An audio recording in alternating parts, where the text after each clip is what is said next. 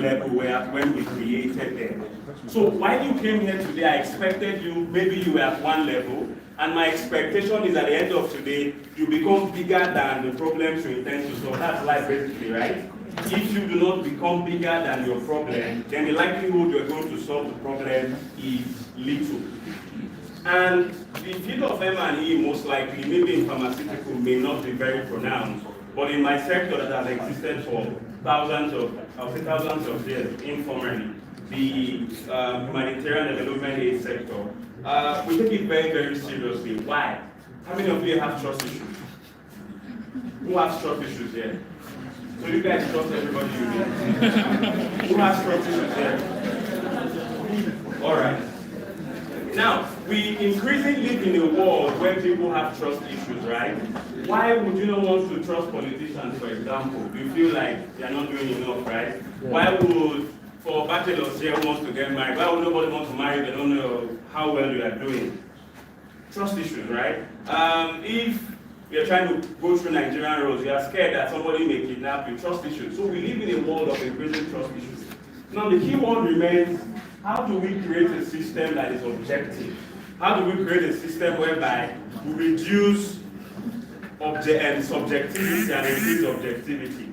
And that's what M&E intends to do, right? M&E intends to do monitoring evaluation. But we have one quote in M&E. We said, in God we trust. All other persons must bring data. And the interesting thing about that conversation is that as persons who are in charge of giving medicine, I have been privileged to do public health programs, and people may be sick and may need vaccine, but they won't collect it from you. People saw COVID vaccine, they didn't collect it. Why? They didn't trust you. So as a pharmacist, what systems have you created to ensure you monitor your activities, you create evaluation systems that people would trust? So it's my hope that you don't become an expert after this in M&E, but you do understand how to improve your programming as a pharmacist and create systems that people can trust. Remember, while most of the work you do, and he said something about communication, that's you have to know that you're dealing with human beings, and a lot has to go on what? Human behavior. You can prescribe the best of medicine, but persons will not take it. Why? Because of that lack of trust. Next slide, please. Okay. Yeah, it's just a nice one.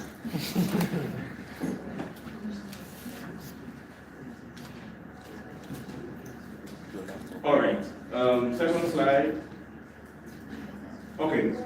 So if you see the quote up there, it says, only what gets measured gets managed. Only what gets measured will get managed. And I would intend to go through this very quickly with just 5 key points. First, I will try to contextualize MEAL, we call it NAME, meaning something in healthcare. Then I will see how your role as pharmacists can play in this field. And I would like to also reiterate what skills I think you need to work in that field. And leveraging on what Dr. Ali has done already, I would expand on that and looking at opportunities that this field can bring for you. And maybe I will call to answer. If you have questions, you can ask me. Next slide, please. So I like starting with scenarios, and I have a scenario right here. And I don't know who can read for me. Anyone who can read for me. All right. I saw his hand first. Everything went according to plan, or did it? A nationwide distribution campaign successfully delivered anti-malaria drugs to 1,000 public health facilities. Inventory logs showed 98% of medicines reached their destinations. Donor reports celebrated full compliance and effective execution. 6 months later, malaria-related admissions in rural clinics increased by 23%. Anybody has an inspiration from that? The drugs were disseminated 98%. Hypothetical story anyway. But at the end of the day, malaria was not solved. Who can tell me why? Anybody? Who wants to attend? Okay, I see your hand. Okay, good afternoon, everyone. There are 1 or 2 things involved here. So it could be, since it's drugs, it could be that there was resistance to the branch, right? it could also be that the medication did not actually get to the people that needed them. It could also be that they were not taken as they were expected to take them. Let's put your hands together. Now, in my office, I have a quote, and I said effort is not equal to result, right? And in our field, we are not talking about results, right? What I wanted to achieve, did I achieve it? I can be busy, and at the end of the day, I have not achieved what we call desired outcome or desired result. Now, in this scenario, yes, medicines were disseminated. Yes, when you look at an indicator for number of drugs disseminated, it was showing 98%. But on the core, what you wanted to achieve was what? Malaria prevalence. And I'll give you an example. When I always say social impact programming, the school feeding program, for example, I've heard about it, was not meant to feed children, right? It was meant to change the behavior of students to go to school. Remember, M&E is focused more about social impact, behavioral change. The school feeding program was saying, okay, if I can feed children that are from year 1 to year 3 in primary school, what will happen is that they will have increased affinity for going to school, and I would reduce what? Out of school children. Interestingly, students did not want to go to primary 4 anymore in that project. They wanted to remain in primary 3 to keep eating food. Now, why am I bringing this to your attention? As a pharmacist, are you just dispensing drugs or medicine, like you said earlier, or are you doing it in a manner that achieves desired results? You can be busy. You can be tracking the wrong indication of success, right? And that's why fake life is wrong, right? Your project might be tracking fake life and not tracking actual development. And so when we come to M&E, we want to leave all the noise and want to focus on what exactly do we want to do. I'm not a pharmacist, but I'll ask you, as a pharmacist, what exactly is that change you want to see? I can take 1 week and teach you what we call theory of change, but this session will not allow that. Where we really explain how do you design a critical path method that brings about change. Well, ask yourself every time, the work I do, how does it really relate to effective change? And that's what I gave on this first part. Next slide, please. Now, the acronym MEAL, called MEAL, is evolving, but it stands for something. The first one called monitoring. The second one is evaluation. The third one is accountability. And the fourth one is learning. I'll run through it very quickly. Now, in simple terms, monitoring is to observe, right? To observe a phenomenon. How is it going? I've been monitoring this room a very long time, right? And why do you need to observe? You need to observe so you can make informed decisions, right? So you are a pharmacist. What period of the year do people buy malaria drugs more and why? Right? What brand do they want to look out for? What payment method do they use? You are monitoring these metrics, right? So you make informed decisions. After monitoring, what do? You now want to make informed analysis based on that data you collected and say, okay, if people are going to request for malaria medicine between this period to this period, that means I have to make effort to ensure that it's available, isn't it? Now, the third one is accountability. And accountability is saying that the people you serve, you have to be accountable to them. And I'll give you a critical example. Now, there was a programming we did in Kano, and vaccines were disseminated. However, some of the children contaminated to had reactions, had allergies to it. The only way we could know that was because we had a feedback mechanism, right? That we went back to ask them, how well did you utilize XYZ? And we got to find out that some persons were having allergies to it. And that takes to the fourth part, learning. In everything you do, ensure you have a system where you collect data, and that's monitoring, right? When you collect that data, what is it telling you? What are you learning from it? Ensure you have a system of accountability when you interact with your target audience. And finally, are you improving? And that's why in our field there's a word called adaptive management. How are you learning from what you have done before, and how are you improving into the future? In some years past, they were, like he was explaining, a medication that was taken for 1 week, people are living down for 3 days. Why? You observe sometimes when it comes to areas like tuberculosis, people do not want to take their medication because it takes too long. Persons are learning how to improve that, right? I read the paper one time and the person said, to improve the person finishing a dosage, you change the colors. So if the first 4 drugs were yellow, I make the last one to be red. So the person feels like I'm trying to achieve something and the person finished their medication. So you cannot just be a pharmacist that do not utilize data for learning. Remember, do not allow your emotions to guide how you learn. And that's why you must have a system to collect data, have a system to evaluate what you have collected, be accountable, and do what? And learn from it.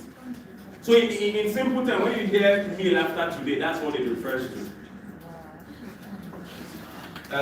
Next slide, please. So the next slide is now asking, why does meal matter in pharmaceutical? And it's just very simple, everything I've said already. You're taking an action, you're tracking, you're reflecting, you're improving. Some years ago, I think in 2017, I went to a pharmacy. I was in ABU then, I was doing something. And I went to this clinic of the school. And the nurse there checked my blood pressure. It was 200 over 140. And she was shouting, she was like, why was it 200 over 140? You're too young for that. And there were a whole lot of conversations around that go and take BP medicine. But I had some information telling me that once you start taking these things, you will never go off it. And so I prepared my body to just keep wasting. According to one person, I allowed my body to Dabaru. I didn't want to check it. Now, it took a pharmacist to tell me one day that, what do you really want to achieve with what you are doing? What's the sense in your logic? Okay, you want your body to just get healed on its own, right? What will not happen to you? When your kidney has failed, your liver has failed, is that the time you now intend to treat yourself? I was looking at her, I couldn't answer anything. She challenged the logic in me, right? She went beyond the normal, do this, do this, do this. She brought data to explain to me why I had to start taking that medication. I took it for like 3 months and I felt better and I went off it. So all the persons who were telling me before, pharmacists also that had community shops telling me that once you start taking it, you won't go off it. When I met the person who understood what it actually meant, it changed, right? So I'm asking you, as pharmacists, do you take time to actually ensure that the things you tell your patient are driven by insight, are driven by data, or you use your emotions and what you learn from a WhatsApp group to inform them? So this whole session is reiterating back, are we going to help the patient to get the problem solved, or do we just want to speak? And so, why it matters in pharmaceutical is that it's a very, very tricky discourse. How many of you love statistics? You should love statistics, and you guys know. Now, if you were doing analysis in social sciences, statistical significance may be like 80%, right? You were not really conscious about how well your data is structured. But in the areas of pharmaceutical, right, when I've done analysis, you want it to be 99%, you want it to be very, very, very accurate. Because 1% margin of error in other fields like whether I love the taste of Fanta or love the taste of Pepsi can be small. But 1% error in a pharmaceutical product can lead to, if 1% of Nigeria dies, do you know how big that is? Nigeria is 200 million. So the field you work in is not the field that you have the liberty to make mistakes, right? In some other field, I can make mistakes. I can be a movie producer, and I may not do a movie very well. Hello, I didn't like the movie, Game of Thrones didn't end well. But who will die from that? But you make a mistake as a person who works in this field, what happens? Even if it's 1% of persons in Abuja having an issue, lots of lives are what? Gone. So you need to move from the part of subjective reasoning to what? Objective reasoning. Other professions can take the liberty to be subjective, but not you guys. Please don't do that. So that's why it's important for you to have the understanding of how to monitor, how to evaluate, how to be accountable, and how to learn from what you do. And this is just what your role, next slide please. This is what your role should center on. Have a system for collecting data, generating evidence, ensure quality, maintain accountability, foster learning. And I want something new. Now, in the past, right, if you look at what big data is, data was more, let me say it was grouped. In the past, I wanted to know people in Abuja what color of shirts do they like. And if I could get what majority of them like, I was good to go. Now, in current system of life, there's what we call big data, machine learning. People want to know individually what do you want, right? And that's why people say when I'm talking about buying a phone, when I go on Instagram, I see a phone, right? The cookies from your system, your phone is collecting data on you. Now, even the way you write on your email, Google knows about it. If you change it, they will know that you changed it. Why? The world has evolved to a point of individualistic marketing. Right? And that's why your field too has evolved, right? Where people are now creating medicine that fits a person's genetic structure, right? So people do not really do, people in Abuja, 60% of them would like an iPhone. Now there is data on what individual persons like, and that's what machine learning wants to see. As a pharmacist, are you leveraging on that by understanding the genetic makeups of persons to what? To give them medicine. For example, data is clear. The way blood pressure affects black men and Asians are different. Are you aware? Yeah. So how are you designing initiatives that suit your context as an African to solve problems? So at the end of the day, you must understand how to collect data better. And machine learning is improving on that. Interestingly, there's another session on data analysis. Please listen to that session very well. Nextly, generating evidence. I've reiterated it a lot. In all you do, ensure you are not subjective in reasoning. For example, most people think that women are more than men in Nigeria, right? The data says no. The last census did say 50-50%. Some persons think that Ghana borders Nigeria. The data says no. Ghana does not border Nigeria. Some persons think many things. There are many things we can list out today and it's subjective. And I always say I can forgive some people to be subjective. I cannot forgive pharmacists to be subjective. Because of what you do is very, very important. So know how to speak with evidence. When you're doing ensure quality. Now, in all you do, there's what we call 5 features of data quality. The first one is called validity. Any data you use, ensure it is valid. It is saying the truth. I want to understand how a malaria drug impacts women, and I go to only take data from men. Would that be effective? I've made a mistake. 2, data must have integrity. And he said something very interesting about how he stores files that he signs. How well do you maintain patient records? How well do you maintain patient records? And if you go in the field of M&E now, we are very big on knowledge management, and we want to manage the integrity of our records. And you are collecting data of people's health data. How well are you storing it? I read a story once where an organization did not store the data properly of people they were giving insurance. And the woman's ex-husband was able to explore that data, know where she was in and kill her. Why? The organization did not understand data integrity. The data you collect from people are sacred. Treat it like that much. Ensure you guard it properly. And there are a lot of things on where you can guard data. Another one is precision. How precise is your data? I want to collect data on children. Children is from 7 to 12 years. If I wanted to know those who were 13 years in that data, would I know? Probably would not. So I must be very deliberate on how I collect my data. Timeliness. Timeliness, the fourth quality of data, is that I must collect data at the right time. The data needed in first quarter of 2025, and I'm providing it in the third quarter of 2025, has failed the test of timeliness and will not be effective. And the final one is reliability. How do you ensure that your data is reliable across board? So always remember these qualities of data and use it to make informed decisions. And we just stop there and learning. Next slide. Sorry, I'm a bit fast. I have 45 minutes. No, before this. Core skills. Okay, so I would say core skills you need is you need to improve your knowledge on data literacy. And it's very, very easy. I always tell people that YouTube has taught me more than my university degree. My first degree is in transport. Yet again, I studied transport and logistics. But I have never used it. Everything I learned today, I learned it from YouTube, I learned it from interaction. So we live in a generation where we do not have excuses, right? Other people could have excuses, but we are in the most privileged generation ever known to mankind. We have artificial intelligence, we have online libraries. So please improve your knowledge of data literacy. Two, he said something about effective communication, which is very, very important. So he always tries to say how you improve that. And the final one is systems thinking. Now, systems thinking, there's a book on it, you can buy it and read it later. And system thinking is about saying that, how do you break things into granular form and pick something out of it? Because I mean, there's a statement we have in statistics that correlation is not equal to causation. I've heard that before. I love statistics, that's why I use it. And I'll give you an example. There's something that says people who are tall have weight, right? Who have heard that? Yes. That tall people tend to have more weight.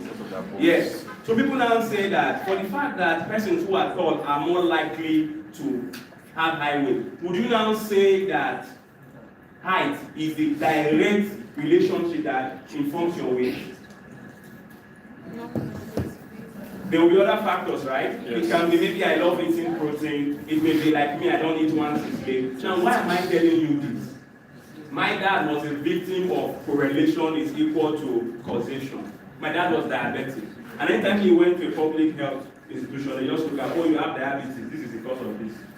So they looked at correlation. For the fact that you have XYZ illness, then anything that's wrong with you, right, would be as a result of this. If there was proper understanding of what they call cause and effect, of understanding what is the causal effect of it, those things will be mitigated. And even I, as somebody that works in peace building, I've learned a lot from health. Who is very, you guys do drug trials, right? Isn't it? Yes.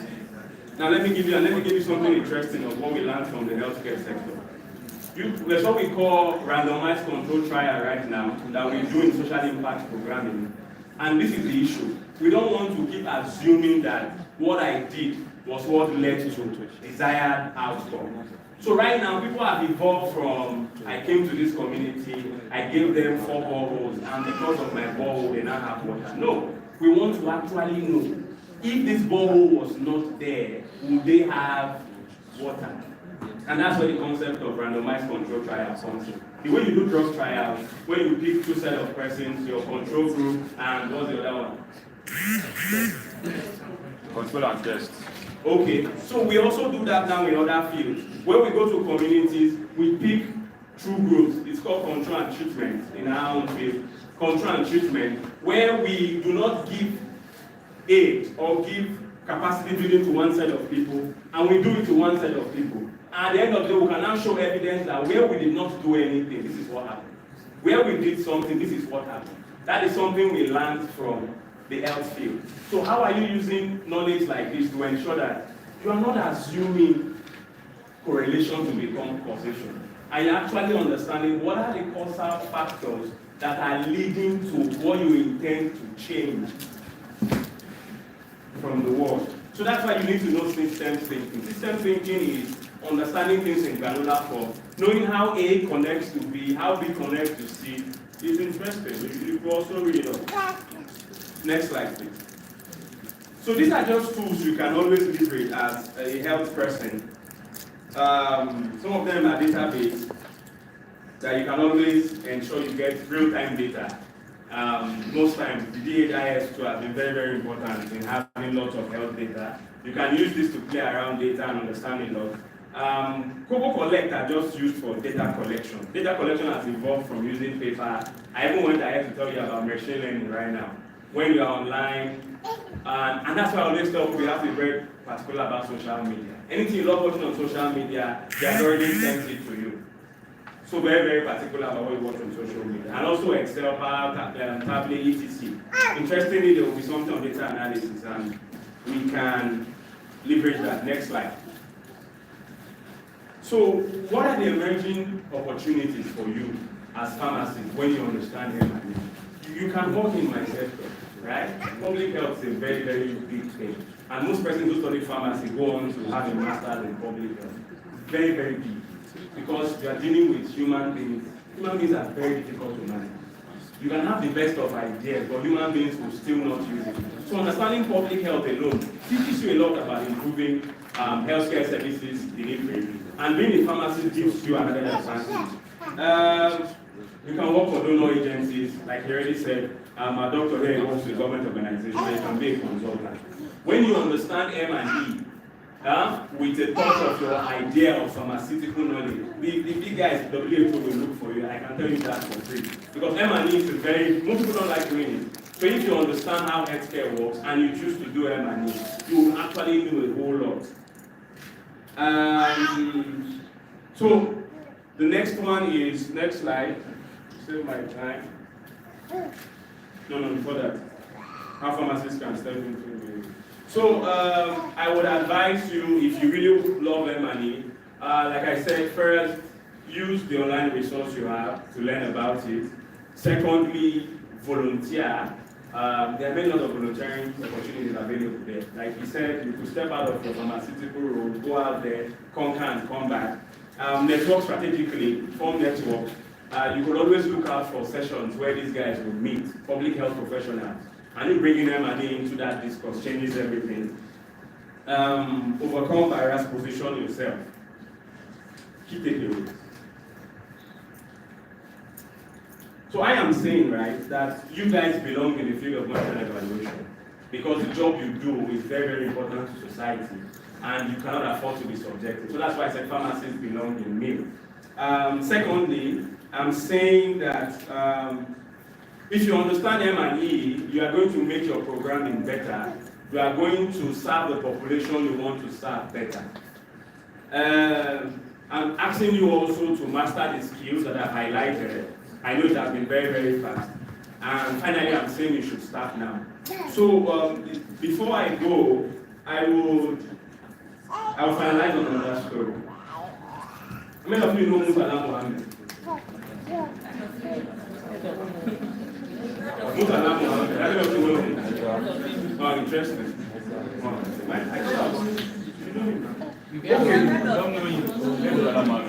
Okay, because Nigeria's military head of state, right?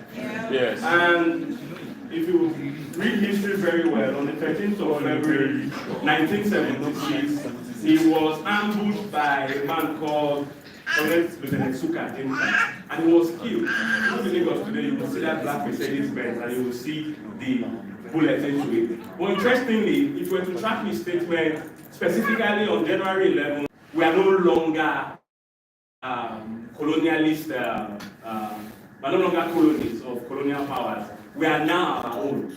So why I brought that to your attention is, as young persons, we have come of age, right?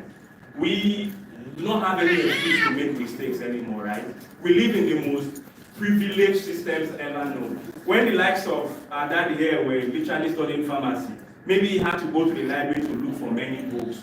Maybe he had to even go and look for library. Right now you have your phone and you have 1,000 libraries. Right now you have artificial intelligence giving you custom-made information. Right now you have videos trying to teach you a lot. We don't have excuses. So that's my own point, right? We don't have excuses not to be better. We don't have excuses not to do enough. So I leave you with that call for action is young pharmacists have come of age and try to make the best out of it and look at emerging things. Thank you, and any questions?